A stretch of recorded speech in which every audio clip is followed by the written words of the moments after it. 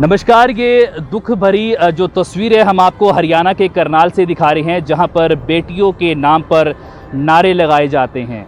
हरियाणा सरकार पिछले काफ़ी सालों से इसी तरीके से नज़र आती है बेटी बचाओ और बेटी पढ़ाओ को लेकर, और वहीं दूसरी ओर जब बेटियों के साथ अत्याचार होता है तो यही बेटियां करनाल की इन्हीं सड़कों में यहां पर बैठने को मजबूर हो जाती हैं। क्यों मजबूर होती हैं, इन्हीं से बात करना चाहेंगे। आज 3 दिन हो चुके हैं दोस्तों, वीडियो को ज़्यादा से ज़्यादा आप शेयर अवश्य कर देना। 3 दिन हो चुके हैं, इन बेटियों ने अभी तक कुछ खाया नहीं है, कुछ पिया नहीं है, और वहीं दूसरी ओर डॉक्टरों की टीम भी यहाँ पर मौजूद हैं। कुछ एक करनाल की बेटियां हमारे साथ जुड़ी हुई हैं, इनसे हम बात करना चाहेंगे। क्या कुछ कहना चाहेंगे? आज तीसरा दिन हो चुका है। सर, सरकार की तरफ से जो एक मुहिम चलाई गई थी बेटी बचाओ बेटी पढ़ाओ की, वो बिल्कुल कागजी रह गई, ज़बानी रह गई, स्थान पर, धरती पर नहीं आ पाई वो। आज हम लोग यहाँ पर बैठे हैं और हमारा मुद्दा कुछ भी नहीं है। अगर ये चाहें तो रातों रात उसको सुलझा देते हैं, क्योंकि एक टेक्निकल पॉइंट है, कंप्यूटर से सॉल्व होने वाला एक केस है जिसको ये सॉल्व करना नहीं चाहते हैं। और उसी को लेकर बार बार इन लोगों से मिलने के बाद, कमीशन तक, महिला आयोग, हर जगह जाने के बाद जब इन लोगों से आंदोलन के रूप में मिला गया तो कल परसों शाम को इन्होंने स्पष्ट रूप से ये कह दिया कि हम इसमें कोई कार्रवाई नहीं कर सकते। जब इन्होंने अपने सारे हाथ खड़े कर दिए तो हमने आखिर में दुखी हो गए, यही सोचा कि हम लोग भूख हड़ताल पर बैठेंगे, ये लोग ऐसे कार्रवाई नहीं करेंगे। अभी हम लोग यहाँ पिछले तकरीबन 50-52 घंटों से बैठे हैं। इन लोगों ने कोई ऐसा काम नहीं किया, कोई भी एक आदमी आके ऐसा नहीं मिला जो ये कह दे कि हमने कुछ तो किया। कागज हमें दिखा रहे हैं, एक बार मुझे बुलाया गया, सारी फाइल दिखा दी, हमने ये किया, हमने वो किया, कंक्लूजन 0 है, रिजल्ट 0 है। करा बहुत कुछ है इन्होंने, लेकिन रिजल्ट 0 है। अगर 4 महीने में, अगर 6 महीने में, और अगर 2 साल में भी अगर ये रिजल्ट पे नहीं आए तो क्या फ़ायदा? क्या 2 साल से जो साइबर सेल का जो बजट आ रहा है वो कहाँ जा रहा है फिर, अगर रिजल्ट ही नहीं है तो? डीएसपी साहब से हमारी बात हुई थी, 6 मामले बताए गए थे। क्या उन 6 मामलों पर कोई कार्रवाई हुई है डीएसपी साहब की तरफ से? सर, 6 मामलों में से 2 मामले ऐसे थे जिसमें जो मुजरिम थे उनको वो लोग बाय फेस बाय नेम जानते थे, वो लोग लोकल ही हैं। हमारे केस थोड़े से अलग है। हमारे केस में हम लोग अभी तक, क्योंकि मुजरिम हमारे सामने नहीं आए तो हम कह ही नहीं सकते कि हम उन्हें जानते हैं। तो जब तक हमारे सामने नहीं आएंगे तो सोल्यूशन कैसे होगा? इन्होंने अभी तक कोई आइडेंटिफिकेशन नहीं किया कि वो आदमी एक्चुअल में कौन है। एक केस में हम लोग जीएसटी नंबर दे चुके हैं, एक केस में उसकी पूरी डिटेल हम निकलवा कर दे चुके हैं। उस केस में भी इन्होंने कोई इन्वेस्टिगेशन अभी तक अपनी तरफ से नहीं। तो कब तक आप इसी तरीके से अपना धरना जारी रखेंगे? अब तो जिद हम लोग ये कर बैठ गए हैं कि जब तक आप लोग कार्रवाई नहीं करेंगे, जब तक केस को और कम से कम आप चालान तो पेश कीजिए उस केस में, तब तक हम लोग यहाँ से नहीं होते। तो आप देख सकते हैं, सोनिया तंवर है, एडवोकेट हैं, और इसी तरीके से महिलाओं की आवाज़ निरंतर उठाती रही हैं, और भी इनके साथी, क्योंकि बताए जा रहे हैं कि 6 लोग जो हैं कहीं ना कहीं भूख हड़ताल पर बैठे हुए हैं। सपना राणा जी सामाजिक कार्यकर्ता हैं, इनसे भी हम बात करना चाहेंगे। सपना जी, क्या कुछ कहना चाहेंगे? आज 3 दिन हो चुके हैं, लेकिन अभी तक जो है सरकार की तरफ से, प्रशासन की तरफ से कुछ ऐसी कार्रवाई देखने को मिली नहीं। देखिए, कोई कार्रवाई देखने के लिए नहीं मिली। मीडिएटर जरूर भेजे गए सामाजिक दबाव बनाने के लिए, जिससे कहा गया कि हम आपके ही बंदे हैं, आप हमारी बात मान लो और यहाँ से उठ जाओ। अभी 5-10 दिन और लगेंगे। तो मैं आपके चैनल के माध्यम से प्रशासन को ये कहना चाहूँगी, 5 दिन में हम कोई मरने नहीं लगे, लेकिन हमें कार्रवाई चाहिए। हम बार बार ये धरने प्रदर्शन नहीं कर सकते, बार बार अपने मान सम्मान के साथ हम बार बार नहीं खेल सकते सड़कों पर आकर। यहाँ तक कि अब हम 3 रातों से सड़कों पर सो रहे हैं। हमारे लिए आधी रात को कोई यहाँ पर पीसीआर नहीं खड़ी होती, कोई दुर्गा पुलिस हमारे लिए खड़ी नहीं होती, कोई डॉक्टर की टीम अब तक हमारे पास नहीं भेजी गई।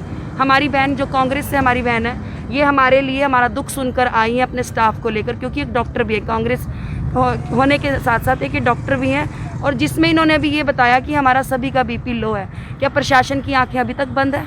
क्या प्रशासन को हमारे जीने मरने से कोई फ़र्क नहीं पड़ता? तो मैं आपके चैनल के माध्यम से ये अपील करती हूँ सभी करनाल की सामाजिक संस्थाओं से कि वो आएँ और हमें अपना भरपूर समर्थन दें, ताकि हमारी ताकत बनी रहे, हमारा हौसला बना रहे। तो ये आप देख सकते हैं, ये राजाकरण की धरती है, और जहां पर महिलाओं के लिए पिछले काफ़ी सालों से सरकार, जो मौजूदा सरकार है, वो कहीं ना कहीं आवाज़ अवश्य उठाती है, लेकिन मुख्यमंत्री का विधानसभा क्षेत्र लगता है करनाल, और आप ये देख सकते हैं कि मुख्यमंत्री के शहर में किस तरीके से ये लड़कियां, चाहे रात हो चाहे दिन हो, ये लड़कियां नहीं हैं, ये मातृशक्ति हैं जो दिन रात इसी तरीके से अपनी आवाज़ को उठाने के लिए जुटी हुई हैं। डॉक्टरों की टीम भी पहुंची है, डॉक्टर साहब से बात करना चाहेंगे। डॉक्टर साहब क्या कुछ कहना चाहेंगे, इनका स्वास्थ्य कैसा है?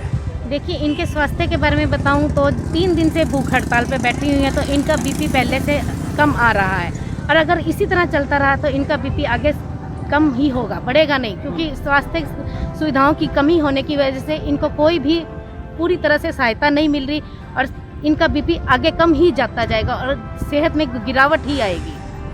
तो क्या कुछ कहना चाहेंगे प्रशासनिक अधिकारियों को? देखिए, मैं प्रशासनिक अधिकारियों क्या सरकार की तरफ भी सरकार का भी इस तरफ ध्यान दिलवाना चाहूँगी।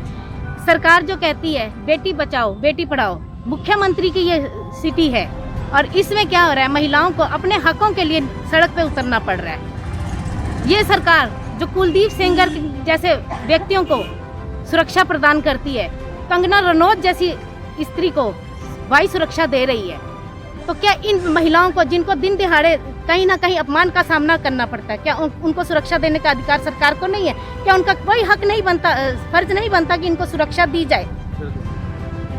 जो सरकार इस तरह के नारे लगाती है बेटी बढ़ाओ बेटी बचाओ पढ़ाओ और बेटी बचाओ, और उस सरकार के कार्यकाल में क्या हो रहा है, बेटियों के साथ अन्याय हो रहा है, उन्हें सड़कों पर बैठना पड़ रहा है, वो भूखी बैठी हैं, चाहे इनमें किसी की हालत कैसी भी हो, ये भूखी बैठी हैं, 3 दिन से ये भूखी बैठी हैं, और इनका बीपी सबसे कम गया हुआ, और इनका बीपी बहुत ही ज़्यादा कम गया हुआ है, और आगे इनका क्या सुधार होगा ये देखिए। सरकार तो कहती है कि हम सुरक्षा दे रहे हैं, ये बेटियों की सुरक्षा है? बेटियों को तो सड़क पे बैठ के मांगना पड़ रहा है कि हमें हमारा हक दो। मैडम, रात को यहाँ कोई पुलिस कोई नहीं हमारी सुरक्षा के लिए खड़ा होता। बड़े मैदान में हाँ सुरक्षा एक तरह से तो हमारी हो रही है कि अब रात को अगर आप कभी आओ तो ये पूरा फुटपाथ मजदूर किसानों से जो सड़कों पर सो रहे हैं उनसे जरूर भरा होता है, वो हमारी सुरक्षा जरूर कर रहे हैं। कम से कम इस 50 मीटर एरिए में मैं आपको बता सकती हूँ 25 से 30 लोग हमारे इस तरफ सोते हैं और 25 से 30 लोग हमारे इस तरफ सोते हैं, और बीच में हम महिलाएं सो रही हैं। कितनी महिलाएं हैं? हम यहाँ पर 4-5 महिला रात को सो रही हैं, और साथ में सोनिया तंवर जी के जो पति हैं अमित तंवर जी, जो हमारे साथ भूख हड़ताल पर बैठे हैं, वो भी हमारे साथ होते हैं, और हमें और कोई सुरक्षा नहीं है यहाँ पे। आप देख सकते हैं कि किस तरीके से जो एक सुरक्षा मुहैया करवानी चाहिए वो भी सुरक्षा मुहैया यहाँ पर नहीं हो पा रही है। आप वीडियो को शेयर अवश्य कर दीजिएगा, और 6 लोगों के हम आपको नाम बताना चाहेंगे कि कौन कौन से वो 6 लोग हैं जो भूख हड़ताल पर बैठे हैं। आप ये देख सकते हैं कि कविता यहाँ पर बैठे हुए हैं जो कि लॉयर हैं, और वहीं दूसरी ओर आप ये देख सकते हैं सोनिया तंवर हैं, और भी अन्य महिलाएं हैं। आपका क्या नाम है जी? सुनीता। इनका नाम सुनीता बताया जा रहा है, अमित बताया जा रहा है, और वहीं दूसरी ओर सपना राणा। तो इन वीडियो को आप शेयर अवश्य कर दीजिएगा। ये लोग भूख हड़ताल पर बैठे हैं। मैम, क्या कुछ कहना चाहेंगे? क्या वास्तव में सरकारें अंधी हो चुकी हैं, बहरी हो चुकी हैं?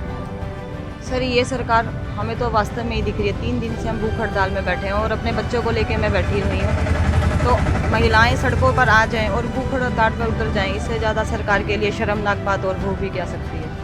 हमारी सिर्फ एक छोटी सी तो डिमांड है, कोई बड़ी डिमांड और डिमांड भी नहीं है। ये हमारे ऊपर अत्याचार हुआ है, क्राइम हुआ है, तो उसी के लिए तो कह रहे हैं कि उन क्रिमिनलों को पकड़ लिया जाए। इससे ज़्यादा तो हमारी कोई डिमांड भी नहीं है। अगर ये सरकार ये भी कार्य नहीं कर सकती, ये भी काम नहीं कर सकती, तो इस सरकार को बर्खास्त हो जाना चाहिए। ये सरकार हमें नहीं लगता कि आने वाले टाइम में हमें सुरक्षित रख पाएगी या अपने ही सीट को सुरक्षित रख पाएगी। सोशल मीडिया में महिलाओं की जो आज़ादी है वो ख़त्म हो रही है। आज़ादी ख़त्म होना, हमारे को तो बस एक ही बात बोल दिया जाता है कि फ़ोन नंबर चेंज करवा लो, ब्लॉक कर दो, फ़ोन जमा करवा दो, क्रिमिनल को देखते हैं पकड़ लेंगे। मगर ऐसा कुछ भी नहीं है। कितने फ़ोन जमा करवाएं, कितने नंबर चेंज करवाएं, अगर क्रिमिनल को पकड़ लें तो ये चीज़ें आए ही ना। ये हमारी आज़ादी, क्या पुरुषों को भी धमकी आती हैं, वो भी नहीं ट्रेस हो पाते। ये सिर्फ सरकार अपना पैसा बेरोज़गार बढ़ा रही है और उससे ज़्यादा कुछ नहीं कर रही। हमारी जनता को ये खा रही है, खोखला कर रही है बस। वीडियो को दोस्तों ज़्यादा से ज़्यादा आप शेयर अवश्य कर दीजिएगा। जैसा कि आप सभी को मालूम ही है कि सोशल मीडिया पर अगर हम बात करें तो महिलाओं के साथ जो अत्याचार होते हैं उसी को लेकर जो है जब ये लोग पुलिस स्टेशन पर जाते हैं, अपनी शिकायत दर्ज करवाते हैं, तो इनकी शिकायतों को सुना नहीं जाता, ऐसा इनका आरोप है। जो पुलिस वाले हैं वो कहीं ना कहीं कहते हैं कि आप अपना नंबर चेंज कर लीजिए, आप अपने नंबर को ब्लॉक कर लीजिए, क्योंकि काफ़ी महिलाएं ऐसी भी हैं जिनका नंबर पिछले काफ़ी सालों से चल भी रहा होता है तो वो किस तरीके से अपना नंबर ब्लॉक कर सकती हैं। और वहीं दूसरी ओर बात करेंगे सोशल मीडिया में, तो सोशल मीडिया में जहां तक हमें लगता है कि अगर कोई भी इंक्वायरी करवाना चाहे तो उसकी इंक्वायरी हो सकती है, इसमें कोई दोहराई नहीं है। वीडियो को ज़्यादा से ज़्यादा शेयर अवश्य कर दीजिएगा। मांग सिर्फ इनकी एक है कि जो सोशल मीडिया पर भद्दी टिप्पणियां की जाती है उस पर कार्रवाई की जाए। अपडेट देते रहेंगे, बने रहेगा करनाल न्यूज़ 24।